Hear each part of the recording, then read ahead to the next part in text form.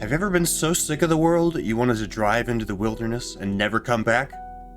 Hey people, voice talking to you, and this is We Harvest Shadows, a relaxing and pensive farming simulator that bleeds into an emotional and psychological nightmare. If you're convinced those noises outside are just the wind and you'd like to check the demo for this game out, I'll have a link down in the description where you can download it and try it out for free. You also see a link down there to my Twitch channel in case you'd like to see these games live. Before we go any further, you should know that aside from the typical horror stuff, this game has some pretty heavy topics like depression, isolation, and mental illness as central themes. So if any of that makes you uncomfortable, you might want to skip this one. We play as Garrett, a severely depressed young man haunted by a mysterious and troubling past. After a recent traumatic event pushes him to the end of his rope, he drives off into the countryside, driven either by a mysterious force or perhaps just a need to get away from the world. Upon seeing a faded billboard advertising the sale of an abandoned farm and several acres of land, he impulsively purchases the property and moves in on the spot, with nothing but the suitcase he had with him and a comically large supply of beans. The fact that Garrett had the money on hand to purchase that much land means he either had a remarkable amount of cash stored away, or more likely he sold everything he had ahead of time, and this property was marked down far enough to make most people wonder if there was a burial ground or something in the yard. Which, there might be. Now Garrett has decided to genuinely leave the world behind, and after arriving on his new property, he locks himself inside the perimeter fence and quite literally throws away the key. His plan is to spend the rest of his life out here, alone. The one exception to this rule is found in his journal, where we learn that Garrett has given his address to a single person, who we later understand is his father. Don't ask me how he's going to get in, with the gate being locked and no key, but Garrett seems convinced he'll be coming any day now, which might be just as sad as it sounds. Garrett came to this farm with a lot of baggage, and the drama surrounding him and his family, ooh, it's juicy. Admittedly, we didn't get to learn too many details overall, but demo. What I did see of the story, however, was well written and remarkably gripping. We experienced the story through journal entries, occasional flashbacks, Garrett's ramblings, and, most commonly, horrifying psychotic episodes. The real question is, are these visions just the result of Garrett's isolation and traumatized imagination, or is there really something sinister stalking the darkness around the farm at night? The voice acting for Garrett, his family, and the various apparitions is really quite good, and even with their character being the only one we really interact with, I found myself sympathizing with him a lot. Maybe that's just because I'm a bit of a loner myself, but the isolationist point of view and general atmosphere of this game felt very akin to Firewatch. On top of that, the music is absolutely stellar, and though most of the game is pretty quiet overall, the hopeful or somber tracks that came along with the rising sun or the approaching darkness really help set the mood and carry the emotions of the moment without the need for words. Now the farm and the house are in quite a state when we arrive, and it'll take a while before we can get things up and running again. Garrett is also still in the process of working through his depression, and each day he gives us a series of tasks on a to-do list. These tasks will start out very simple, like clean the trash in our room, but will slowly escalate to help advance the story and guide the growth of our farm. If you've played any kind of farming sim before, then you already probably have a very good idea of how the gameplay is going to work. To make money, we can carry crops, logs, and other junk to our trailer and toss them in. Don't ask me who's hauling off the trailer each night since we don't leave the property. I chalk it up to wealthy forest gnomes. Crops are meant to be our main source of income, but we can chop down trees to sell the logs, scoop up rocks, and eventually bring back scrap metal, which is way more valuable than it should be. The money we make can be used to purchase new tools and building kits for structures like chicken coops and fences. The goal of the demo is to purchase the rifle, which proves much more useful than an axe when facing the packs of wolves stalking our land. The animations for tools and the rifle are all surprisingly smooth, and chopping down trees and harvesting crops are all really satisfying tasks that don't become too tedious overall. The combat is pretty cheesy though, especially before you get the rifle. Pretty much you and the wolves stand there and smack each other until someone dies. Say what you will about Garrett, but he did manage to kill 2 live wolves with nothing but a hatchet. Shit. This dude's a badass. Whether or not combat is going to be a regular occurrence in the full game, the animations and models for the wolves really need to be cleaned up. Additionally, a small health meter or a more obvious way of seeing our physical state might be helpful if combat is going to be more frequent. I'm also hoping there will be a lot more uses for money in the full version, because by the end of the demo, I had purchased every available tool and every upgrade for Garrett. By the way, upgrades for our character, like movement speed, carry capacity, carry speed, and throw distance, come in the form of questionable drugs at remarkably affordable prices. I did so many drugs, I'm so fast. No way they can keep up with me. Perhaps it's my love for survival games, but requiring the player to use certain materials like rocks, logs, and scrap for building certain structures instead of just selling them could add a bit more complexity to the farming gameplay.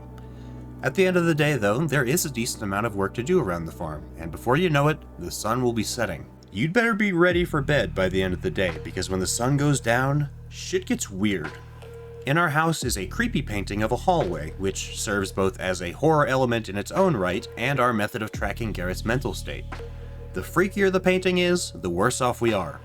And this is honestly kind of a genius move because I absolutely did not want to look at that painting. I felt like every time I did, something bad was going to happen. But if I wanted to know how bad things were, I had to bite the bullet. The longer we stay awake during the night, the faster our sanity will degrade, and the more dangerous the darkness will become. If you've ever been really out in the country at night, you know the feeling of being watched by something in the pitch black nothingness just beyond your windows, and this game captures that feeling perfectly, and then lets it loose right behind you. The atmosphere of this game is impeccable. During the day, gorgeous shafts of light illuminate a sprawling, lonely landscape of tree and field. At night, every shadow seems to be hiding something sinister, and I swear to God, I just heard a noise outside and I really don't want to find out what it is. This is a slow burn horror though, and cheap jump scares are hardly this game's style.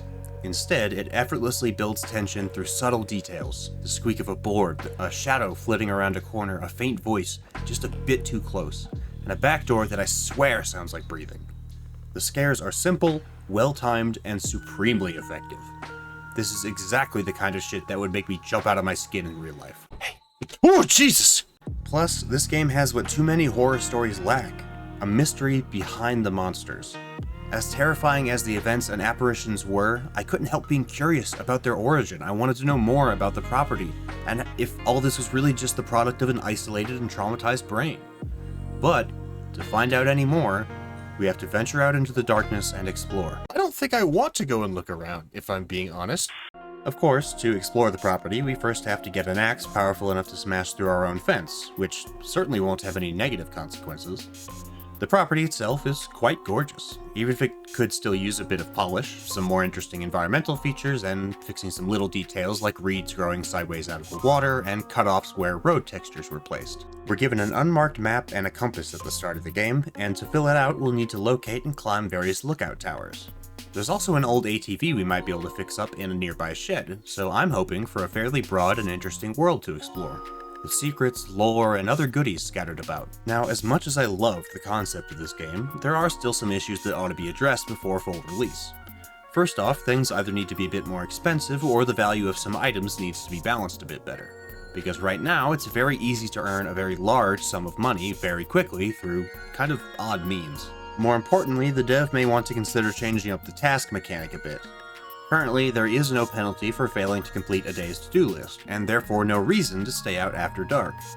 A mounting hit to the player's sanity, or maybe money, or simply not allowing them to sleep until their daily tasks are finished at all, might be some ways of adding more weight to each day's tasks and forcing the player to brave the night. The addition of certain side tasks, such as exploring locations for story exposition or other rewards, could help flesh out the gameplay too, as well as giving the player a greater reason to visit interesting locations. Some additional mechanics regarding the player's farm and perhaps rudimentary defenses could also add some weight to base building. Of course, I'm not suggesting we build spike traps or defensive walls a la the forest, but perhaps constructing fences to keep randomly spawning wolves away from our chickens and potentially offering a bit of protection from horrifying nocturnal visitors would be an interesting addition. Perhaps constructing additional lights could deter particular variants of apparitions or help keep our sanity up at night. Seeing as the tutorial mentioned that the better developed our farm was, the safer we would be, and the fact that fences seem to have a health bar, it may appear that the developer and I are already on the same page. Lastly, there was what I believe to be a bug that made the vignette effect for low sanity to become permanent after sleeping with it. My vision is making me concerned. In my humble opinion though, We Harvest Shadows is an awesomely original concept and a surprisingly well executed one at that. The story is gripping, the gameplay is fun, and the atmosphere is just perfect. For a game made by a single developer, this is an incredibly impressive project. David, well, I hope I'm pronouncing that right. You have my respect and my keen interest in seeing your game in its entirety. I can already tell this is going to be one of those games I'm going to be thinking about for a while, and I'm itching to play more. But I'm still just the voice in your head, so let's hear what you think about this one. Is the gameplay too sluggish for you, or are you into this kind of slow burn?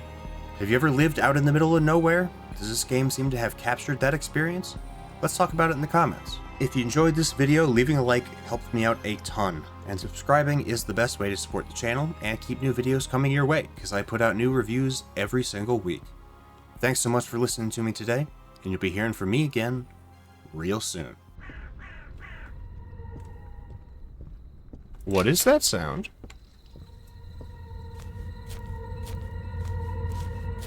Hello?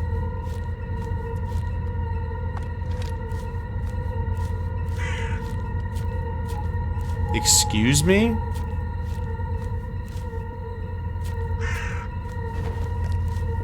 Oh, now we... Oh, Jesus!